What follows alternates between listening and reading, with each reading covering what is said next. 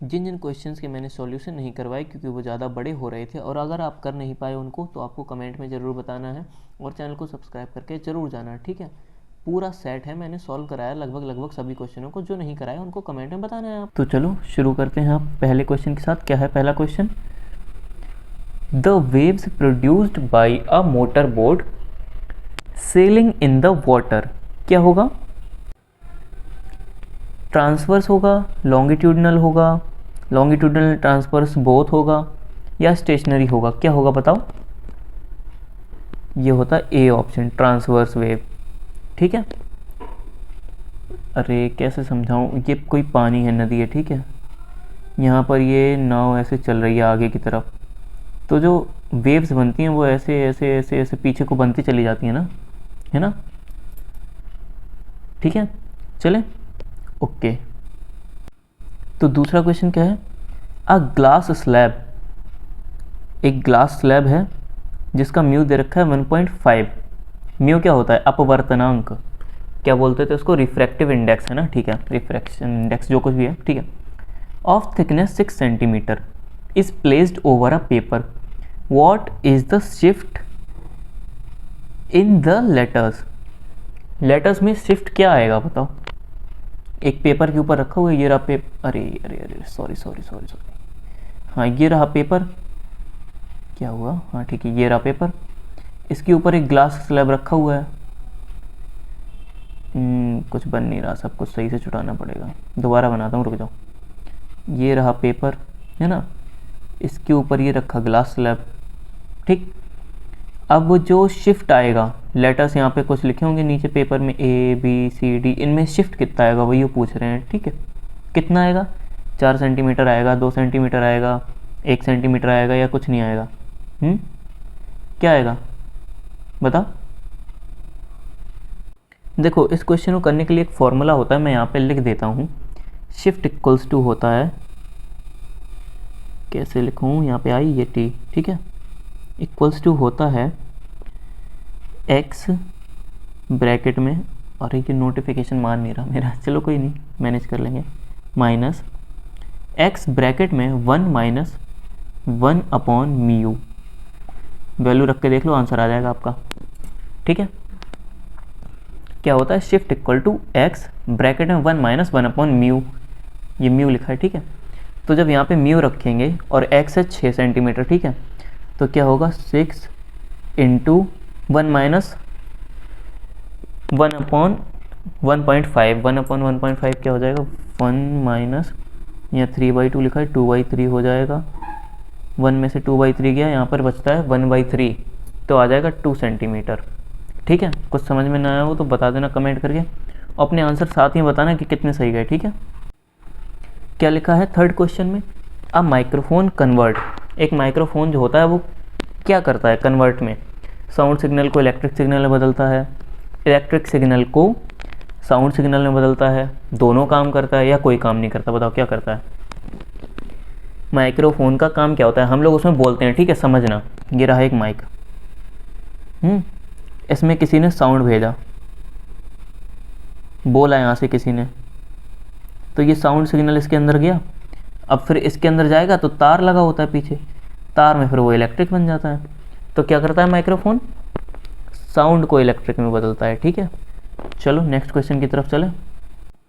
Fourth question में क्या है? A capacitor of capacitance a capacitor of capacitance C has charge Q and stored energy W। देखो इन्होंने, हम लोग एनर्जी को लिखते हैं U, सॉरी लिखने के लिए इसको ऑन करना पड़ता है, U लिखते हैं, बस इन्होंने एनर्जी को W लिख दिया है, ठीक है, यही तो ठीक है। इन्होंने बोला स्टोर्ड एनर्जी W, जबकि हम लोग U लिखते हैं अभी तक, चलो कोई बात नहीं। फिर ये लोग क्या कह रहे हैं? If the charge is increase to Q2, अगर चार्ज Q से Q2 हो रहा है तो एनर्जी क्या होगी बताओ? पहले तुम लोग देख लो आंसर अपना खुद ही, फिर बताता हूँ मैं। देखो क्या होगा, U इक्वल्स टू होता है, U को इन्होंने W लिखा तो हम लोग भी W लिख ले रहे हैं, ठीक है। W इक्वल्स टू होता है Q स्क्वायर अपॉन में 2C, होता है कि नहीं? होता है कि नहीं? ठीक है चलो, अब जब ऐसा नॉर्मल फॉर्मूला है तो ठीक है, जब तुम्हें दिख रहा है Q को हम लोग 2Q रखेंगे तो 4 टाइम्स आ जाएगा, तो 4W ठीक रहेगा आंसर, ठीक है। ओके चलो नेक्स्ट वाले पे चलें। चलो देखो फिफ्थ क्वेश्चन क्या है। इन अ ग्रेविटेशनल फील्ड, एक ग्रेविटेशनल फील्ड है, ठीक है। If a body is bounded with the earth, एक बॉडी अर्थ के साथ बाउंडेड है। ये अपनी अर्थ की सरफेस बना लूँ यहाँ पे, ठीक है, ये अपनी अर्थ की सरफेस है, ठीक। एक बॉडी है, ये रही चौकोर, ठीक है, बाउंडेड है, ठीक। Then total mechanical energy has, जो मैकेनिकल एनर्जी है वो कैसी रहेगी। अब टोटल मैकेनिकल एनर्जी कैसी रहेगी इन ए ग्रेविटेशनल फील्ड, ग्रेविटेशनल फील्ड लगा रखी है एक, और एक बॉडी है जो अर्थ के साथ बाउंडेड है, बंधी हुई है अर्थ के साथ, तो जो मैकेनिकल एनर्जी है वो निगेटिव होती है, ठीक है। इसका राइट आंसर हो जाएगा सी, निगेटिव, ठीक है। चलो नेक्स्ट क्वेश्चन की तरफ चलते हैं। चलो देखो सिक्स्थ क्वेश्चन क्या दिया गया है। A charge particle is released from the rest, rest से छोड़ा गया in a region of study uniform electric and magnetic field, electric field भी है और मैग्नेटिक फील्ड भी है, which are parallel to each other. देखो सॉरी मार्कर कहाँ गया मेरा, ये रही इलेक्ट्रिक फील्ड और बिल्कुल इसके पैरेलल ही बता रहे हैं मैग्नेटिक फील्ड को। दूसरी रंग से बना देता हूँ, येलो रेड बना दिया। मैग्नेटिक फील्ड है रेड रंग की, उसी के पैरेलल बोला ना इन लोगों ने, इसलिए पैरेलल बना दिया to each other. The particle will move, particle move कैसे करेगा। अब चार्ज पार्टिकल था ना, चलो पी पार्टिकल डाल देते हैं, इसको भी कलर अलग दे दूं, इसको ब्लू कलर दे देता हूँ, ठीक है। अरे तो बड़ा नहीं, ठीक है। कैसे मूव करेगा बताओ, थोड़ा सा टाइम दे रहा हूँ, 1 2 3, चलो ठीक है ख़त्म।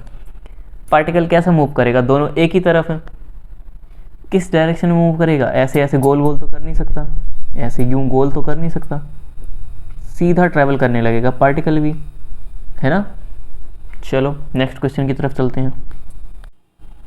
Magnetic field B on the axis of A, क्या बोल रहे हैं, मैग्नेटिक फील्ड बी है on the axis of A, circular coil far away the distance X, एक सर्कुलर कॉइल है एट द डिस्टेंस एक्स, मतलब दूर है डिस्टेंस एक्स पे, ठीक है। ठीक मैग्नेटिक फील्ड है, ये रही मैग्नेटिक फील्ड लाइंस बना दी मैंने, ठीक है। एक पार्टिकल क्या कह रहे हैं, of a circular coil, magnetic field B on the axis of a circular coil, ठीक है, एक्सिस पे है सर्कुलर कॉइल की, far away at a distance x from the centre of coil, ठीक है, कॉइल के सेंटर से एक्स डिस्टेंस दूर है। Centre of the coil are related as, कैसे रिलेट करेगा बताओ, मैग्नेटिक फील्ड के साथ एक्स रिलेट कैसे करेगा, जल्दी बताओ।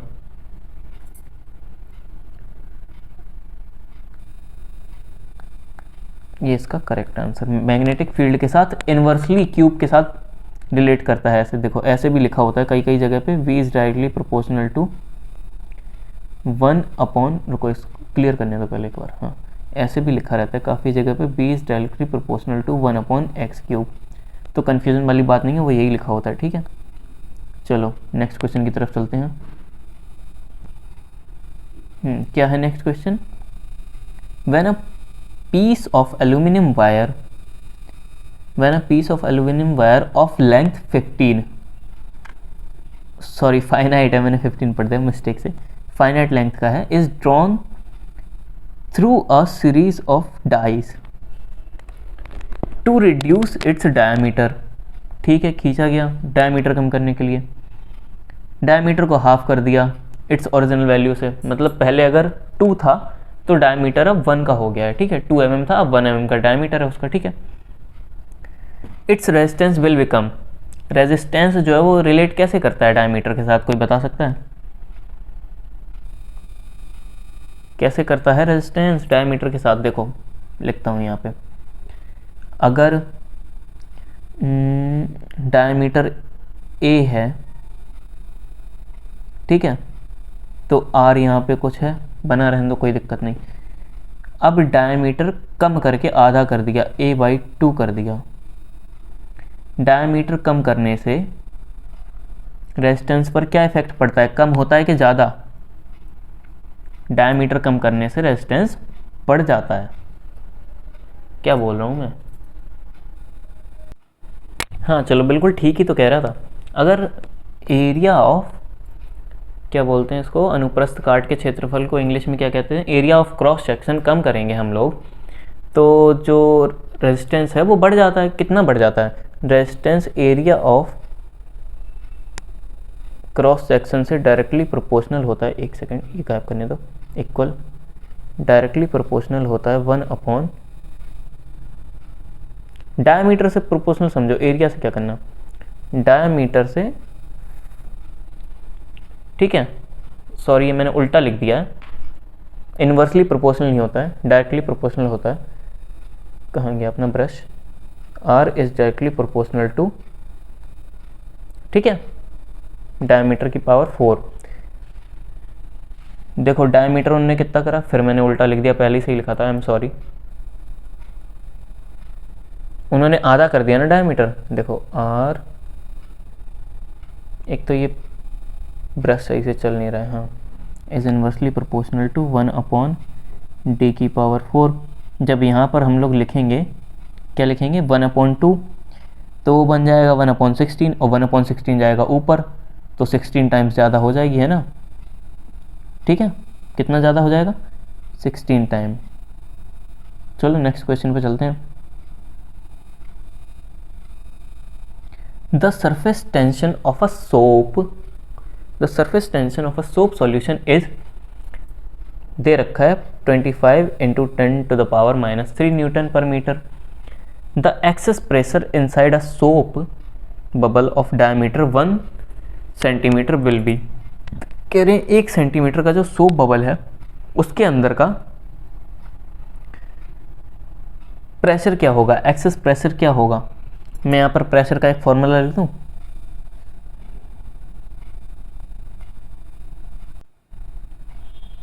P इक्वल्स टू, प्रेशर का फॉर्मूला लिख रहा हूँ, ठीक है, P इक्वल्स टू होता है 4T/R,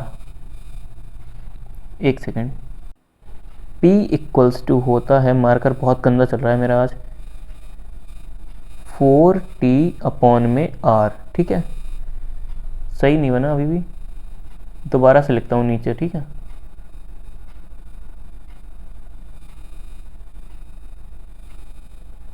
प्रेशर का फॉर्मूला पहले यहाँ पर लिखते हैं, ठीक है, P इक्वल्स टू होता है 4T/R, ठीक है।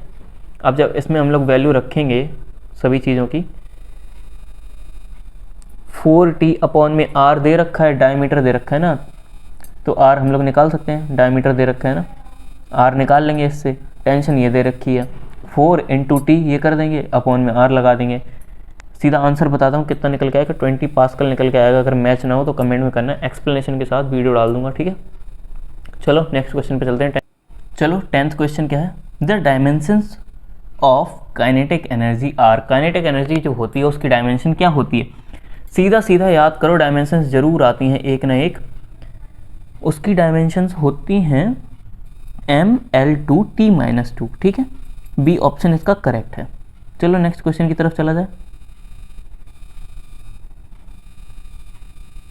ओके ठीक है, the velocity with which a projectile must be fired, ऐसी क्या वेलोसिटी होगी जिसके साथ एक प्रोजेक्टाइल फायर्ड करा जाए और वो एस्केप कर जाए, escape from the earth, does not depend on, देखो बनाते हैं, ठीक है, ये रहा अर्थ, इस पे से एक वेलोसिटी के साथ प्रोजेक्टाइल मारना है, हम लोग मार भी देंगे, ठीक है, वो लोग पूछ रहे हैं जो प्रोजेक्टाइल है वो किसके ऊपर डिपेंड नहीं करेगा, किसके ऊपर नहीं करेगा बताओ, मास ऑफ अर्थ करता है, इस पर तो ग्रेविटी डिपेंड करती है, रेडियस ऑफ अर्थ पे भी ग्रेविटी डिपेंड करती है, प्रोजेक्टाइल का मास है उस पर कोई फ़र्क नहीं पड़ता है, ठीक है, उसका कोई फ़र्क नहीं पड़ता, ठीक है, ओके। चलो जल्दी जल्दी कराता हूँ, काफ़ी लेट करा रहा हूँ मैं। 12th क्वेश्चन पे चलते हैं। Major parts of a communication system are, एक कम्युनिकेशन सिस्टम है उसके मेजर पार्ट्स क्या होते हैं, transmitter and receiver, receiver and communication channel, transmitter and communication channel, एक सेकंड डी ऑप्शन सही है ना, हाँ ठीक है, transmitter, receiver and communication channel, यहाँ पे पूरा दिखा देता हूँ, ठीक है, ये पुराने क्वेश्चंस हैं जो साइड में आ रहे हैं, अभी मैं करवा चुका जिन्हें, ठीक है। चलो क्या होते हैं मेजर पार्ट्स बताओ। एक कम्युनिकेशन सिस्टम जो होता है एक कम्युनिकेशन सिस्टम जो होता है उसके ये तीनों ही मेन पार्ट होते हैं, तीनों ही मेन पार्ट होते हैं, ठीक है, मेजर पार्ट। ट्रांसमीटर भी होता है, रिसीवर भी होता है और कम्युनिकेशन चैनल, क्या ट्रांसमीटर भी चाहिए, रिसीवर भी चाहिए, कम्युनिकेशन चैनल भी चाहिए, तीनों पार्ट चाहिए, ठीक। तो डी ऑप्शन इसका बिल्कुल करेक्ट है। देखो डी में तीनों है ना, डी में तीनों हैं, दिख रहे हैं, दिख रहे हैं, डी में तीनों है। ओके, चलो नेक्स्ट क्वेश्चन की तरफ चलते हैं। 13। ओके, क्या है क्वेश्चन? अच्छा, इसको मूव कर सकते हैं, मैं इतनी देर से सोच रहा ये मूव नहीं हो सकता भाई साहब। चलो ठीक है, 13 क्वेश्चन देखो। In an unbiased P N junction holes diffuses from the P region to N region because, क्यों जाते हैं होल्स पी से एन की तरफ, क्यों जाते हैं होल्स बताओ? क्योंकि होल की कंसंट्रेशन जो है पी रीजन में ज़्यादा होती है, इसलिए वो एन की तरफ चले जाते हैं। पी रीजन में होल की कंसंट्रेशन ज़्यादा होने की वजह से वो एन रीजन में चले जाते हैं, ठीक है। चलो आगे चलते हैं।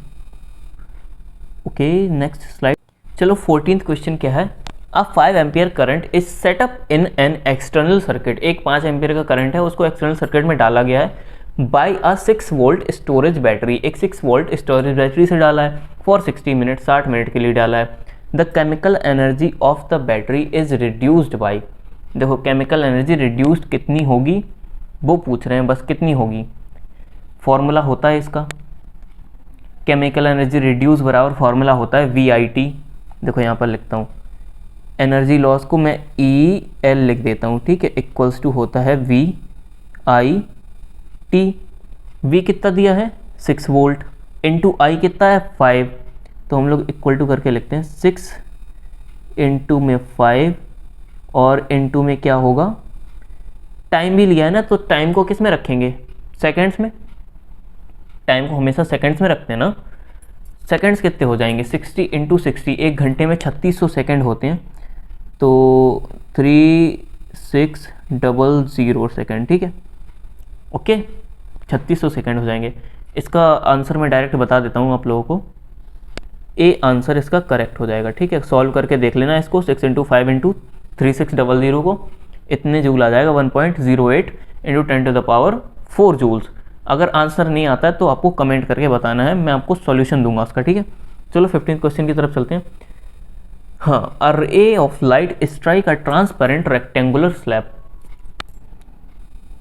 ओके, फिर से मिस्टेक, कोई बात नहीं, इसको फिर से जूम कर लेंगे हम। हाँ, तो क्या कह रहा था, बनाना था मेरे को, हाँ ठीक है। तुम मूव होके यहाँ जाओ, ओके।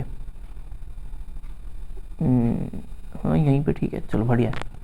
देखो क्या है, a ray of light strikes a rectangular, क्या बोल रहे हैं, ट्रांसपेरेंट रेक्टेंगुलर ग्लास स्लैब, ये रहा, ठीक है। A ray of light hit करी उसने, रिफ्रैक्टिव इंडेक्स √2 है, रिफ्रैक्टिव इंडेक्स माना कि 1 कितना होता है, √2 का वैल्यू 1.41, ओके 1.414 ही तो होता है, ठीक है।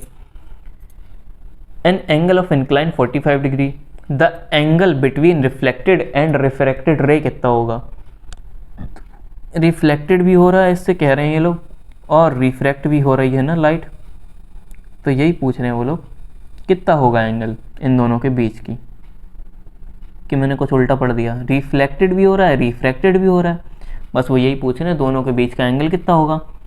इसका भी एक फॉर्मूला क्या होता है, sine i upon sine r होता है, स्नेल्स लॉ। अब इसको लगाने के लिए यहाँ पर जगह नहीं है और टाइम भी नहीं है, अगर किसी को ये लॉ नहीं आता हो तो उसको कमेंट करके पूछना है मेरे से, मैं उसको रिप्लाई दूंगा, और अगर रिप्लाई में उसको समझ में नहीं आता मैं शॉर्ट वीडियो उसी के लिए बनाऊँगा, ठीक है, जो कमेंट में पूछेगा। अभी मैं सीधा आंसर बता दे रहा हूँ इसका डायरेक्टली, इसका आंसर आएगा 105 डिग्री, ठीक है। जिनको आता था उनके लिए बढ़िया है, वो लोग अपना निकाल के देखें, बाद में आंसर्स देखना, चीटिंग वीटिंग मत करना, ओके। चलो 16 क्वेश्चन पे चलते हैं। Okay, the speed of electromagnetic waves in vacuum is given by, electromagnetic waves की स्पीड कितनी होती है वैक्यूम में। ये तो खैर काफ़ी सिंपल सा आंसर है, याद होना चाहिए सबको, 1/√2 under root mu zero upon में सॉरी इनटू में एप्सिलॉन नॉट होता है, ठीक है। म्यू ज़ीरो एप्सिलॉन ज़ीरो दोनों एक ही बोलो, एक नॉट बोल दिया एक ज़ीरो बोल रहे हो, क्या बात है। चलो 17th question, the threshold frequency for metallic surface corresponds to an energy of 6.2 electron volt and the stopping potential for a radiation incident on this surface is 5 volt. The incident radiation lies. बताओ बताओ बताओ, threshold frequency कितनी होती है? अरे h c upon lambda equal to work function plus kinetic energy नहीं पढ़े हो क्या?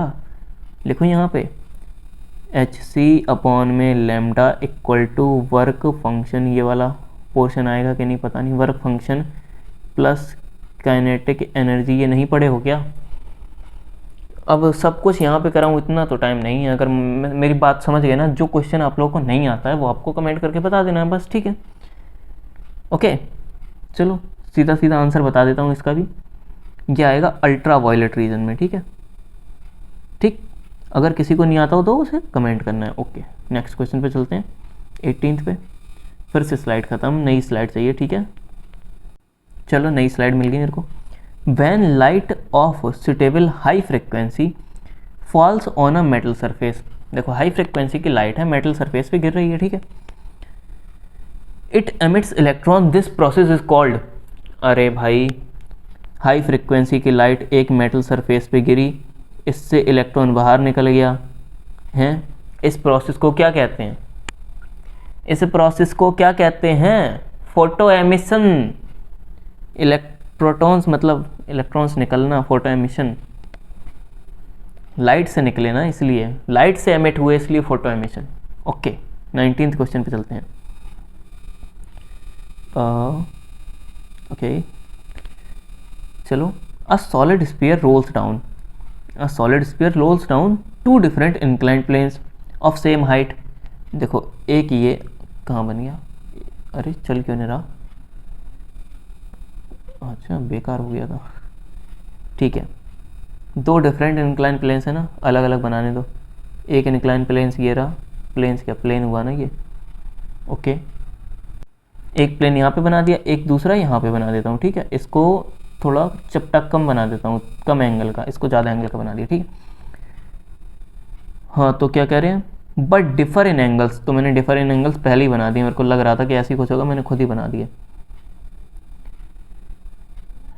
इंक्लाइंस इन बोथ केस, दोनों केसेस में क्या होगा, speed and time of descent will be same, speed same होगी और नीचे गिरने का टाइम भी सेम होगा। ये लोग पूछ रहे हैं, पहले ऑप्शन में यही लिखा है, दूसरे में क्या लिखा है, स्पीड सेम रहेगी पर टाइम अलग अलग रहेगा। तीसरे में लिखा हुआ है स्पीड अलग अलग पर टाइम बिल्कुल सेम है। और डी ऑप्शन में लिखा हुआ है स्पीड टाइम टी, स्पीड और टाइम दोनों अलग अलग हैं। अब क्या करें भाई बताओ? देखो ऐसे केस में स्पीड तो सेम रहती है, ठीक है, पर जो टाइम होता है गिरने का वो अलग अलग आएगा दोनों का। एक्सपेरिमेंट करके देख लेना घर पे, ठीक है। स्पीड तो सेम रहती है दोनों की, पर टाइम है अलग अलग आएगा, ठीक है। क्या लिखा है, अ वायर इज स्ट्रेच, एक वायर को खींचा गया, so as to change its diameter, इसका डायमीटर चेंज करने के लिए बाई 0.25%, डायमीटर को 0.25% चेंज करना है। Change in the resistance, resistance में कितना चेंज आएगा, that is the question finally. तो क्या करना है इसमें बताओ, रेजिस्टेंस का चेंज कैसे निकालेंगे बताओ? मैं एक फॉर्मूला बता रहा हूँ आप लोगों को, क्या ही बताऊँ, चलो बताते हैं, देखते हैं आता है कि नहीं। एक delta r upon r equal to, formula सुना है आप लोगों ने?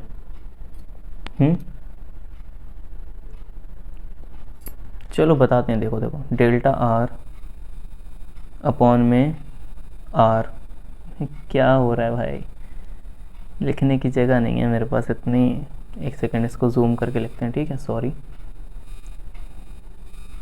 यहाँ पे लिखा हो जाएगा, चलो फिर बाद में क्वेश्चन देखेंगे अपना। क्या है क्वेश्चन, देख लिया मैंने, डेल्टा आर अपॉन में आर इक्वल्स टू माइनस का 4 डेल्टा डी अपॉन में डी, ये देखा हुआ है क्या? ये फॉर्मूला देखा हुआ है क्या? चेंज इन डेल्टा आर ये रहा, रेजिस्टेंस का चेंज, और डायमीटर का चेंज ये रहा, ठीक है। तो डायमीटर का चेंज उन्होंने कितना दिया है? 0.25। हम यहाँ पे रखेंगे 0.25। ओके, तो कितना आंसर आएगा अपना बताओ? सबको छुटा दूँ, वापस आऊँ नॉर्मल स्क्रीन पे? ठीक है, देखो क्या था, 4 इंटू चेंज इन डायमीटर लिखना था, 0.25 लिखेंगे अपन लोग, तो क्या आ जाएगी? ऑलमोस्ट 1, ऑलमोस्ट क्या, पूरा ही 1 आएगा, ठीक है।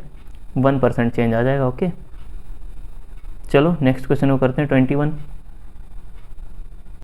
चलो 21st question, when the current changes continuously, current change हो रहा है कंटिन्यूसली इन मैग्नीट्यूड, मैग्नीट्यूड बदल रहा है, ठीक है, डायरेक्शन उसकी नहीं बदल रही, मैग्नीट्यूड लिखा है तो यही समझ में आएगा, ठीक है।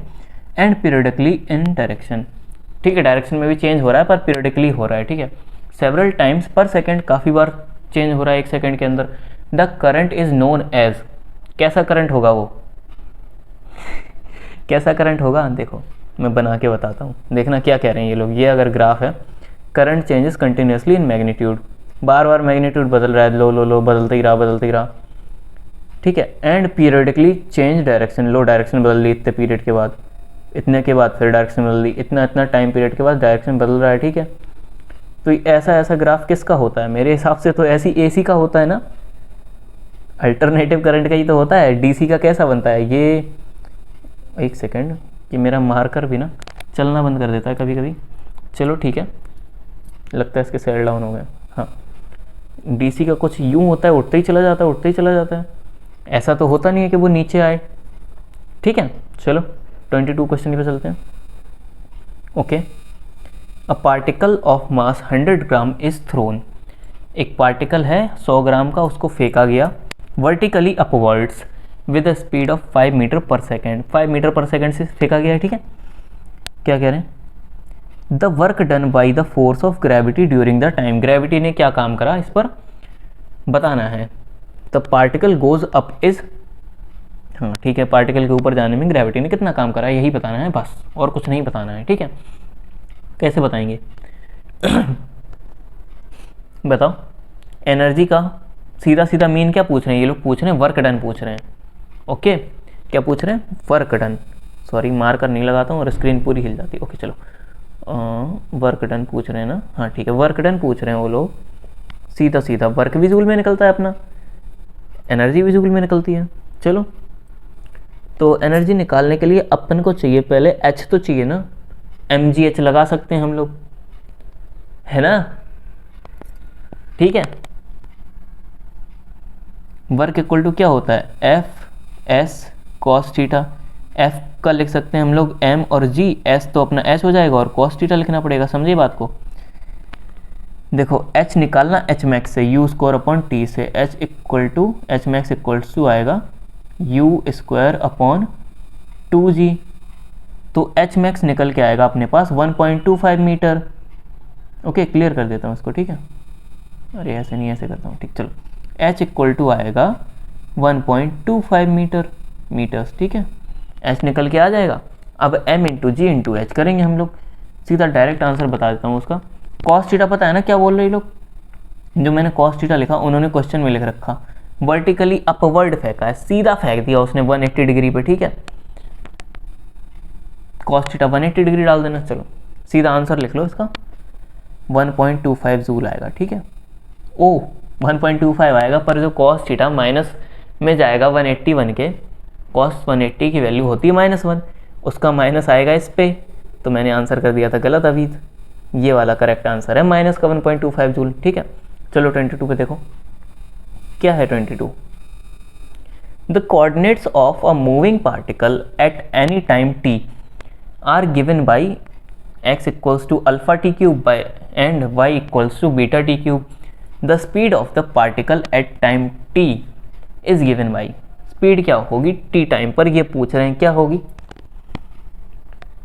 3t square under root alpha square plus beta square. क्या बोला मैंने? 3t square under root alpha square plus beta square, ये इसका करेक्ट आंसर, ठीक है। ये इसका राइट आंसर हो जाएगा। चलो नेक्स्ट की तरफ चलते हैं। 24 okay, next slide, I need next slide. चलो next, okay here we go, next slide आ गई। A particle has initial velocity 2i + 3j cap and acceleration 0.3i और क्या है 0.2j cap. The magnitude of velocity after 10 second, 10 second के बाद velocity क्या होगी? क्या होगी? इनिशियल वेलोसिटी दे रखी है, एक्सेलरेशन दे रखा है, टी भी है, और क्या पूछ रहे हैं 10 सेकेंड के बाद का मतलब v पूछ रहे हैं। u है, a है, t है, v पूछ रहे हैं ये लोग। वेक्टर सॉल्व करना आता है किसी को? v = u + at लगा सकते हैं इसमें, नॉर्मल, कोई प्रॉब्लम वाली बात ही नहीं है इसमें। आंसर बता देता हूँ मैं सीधा सीधा, क्या आएगा? आंसर आएगा 5√2 यूनिट्स। कोई निकाल के देखना, अगर किसी का ना आए तो उसे कमेंट करना है। Okay 25th answer. चलो क्या है? ओके इसको ऊपर भेज देते हैं अपन लोग। चल भाई ठीक है। Which of the following process is reversible?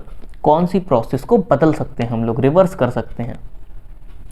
Transfers of heat bye radiation, ना बिल्कुल नहीं कर सकते, बिल्कुल नहीं। इलेक्ट्रिक हीटिंग, देखो ट्रांसफ़र ऑफ हीट तो हो नहीं सकता, पता है सबको, रेडिएशन की हीट बिल्कुल नहीं जाती वापस।